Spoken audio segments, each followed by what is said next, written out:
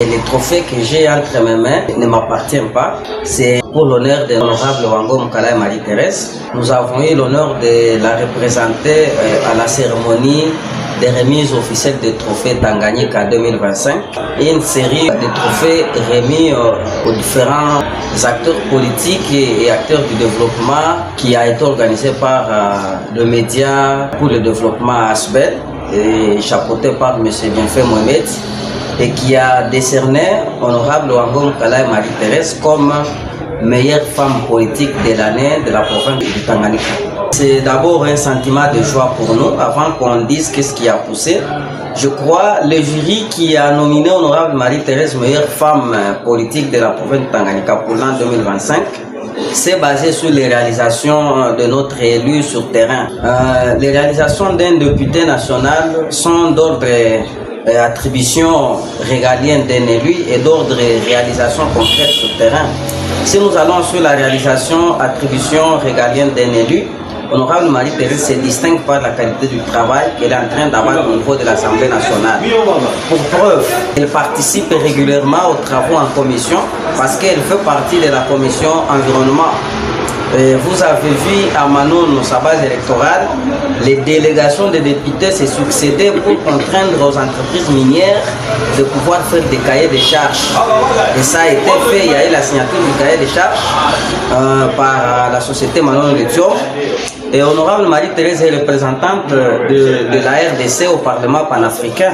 Pas plus qu'hier, jusqu'alors, elle séjourne encore aux États-Unis, à New York, où elle représente la femme congolaise à un atelier de portée mondiale.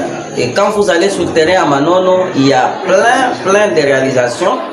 Nous pouvons citer la prise en charge des étudiants, et elle a innové le monde médiatique. Aujourd'hui, nous avons la RCVM, elle a construit des marchés, elle a offert des biens aux écoles, et elle a construit des toilettes publiques, elle a construit une salle polyvalente et en phase de finalisation au niveau de Manon sur l'avenue Saint-Louis. Donc il y en a plein de réalisations dont la population ne peut demander la démonstration. Et nous, la base, nous en sommes très fiers. Honorable Marie-Thérèse n'était pas candidate unique. Vous savez, c'est une compétition ou une évaluation des reconnaissances qui a été organisée au niveau provincial. Donc si ça a été provincial, c'est que ça pouvait toucher différentes personnalités politiques. Nous avons plusieurs femmes qui sont dans le monde politique au Tanganyika. Donc toutes ces femmes-là ont été aussi visées, mais le travail de l'honorable Marie-Thérèse a été apprécié à juste valeur. Le trophée lui-même s'intitule Trophée Tanganyika 2025. Qui dit Tanganyika voit les 6 territoires de la province du Tanganyika. Qui dit Tanganyika voit aussi la ville de Kalemi. Donc je voudrais que les gens sachent et comprennent que Tanganyika n'est pas égal à la ville de Kalemi.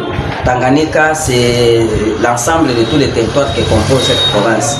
Donc honorable Marie-Thérèse, si elle est active à Manono, c'est qu'elle est active au Tanganyika, et le média pour le développement ASBEL qui a initié ça a raison d'investiguer jusqu'au fin fond de la province pour découvrir cette grande dame. Peut-être pour certains et les autres, cette dame n'est pas à découvrir parce qu'ils la connaissent depuis bien longtemps. Députée provinciale depuis 2018, députée nationale et provinciale élue aux élections 2023, initiatrice de la Fondation Marie-Thérèse qui est active à travers la province du Tanganyika, initiatrice de l'ONG APDES pour le développement, promotrice de plusieurs entreprises que nous connaissons qui sont dans le transport. Vous savez, Manon de Lubumbashi, il y a sa société de transport qui est en train d'aider. Donc il y a bien des réalisations.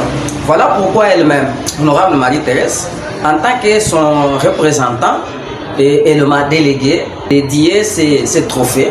Elle-même l'a dit, même sur son compte Twitter, que ce trophée est dédié à la population parce que c'est d'elle qu'elle détient ce mandat. Et c'est pour elle qu'elle est en train de travailler. Et si elle a reçu ce trophée aujourd'hui, c'est grâce au soutien d'effectifs de cette population-là.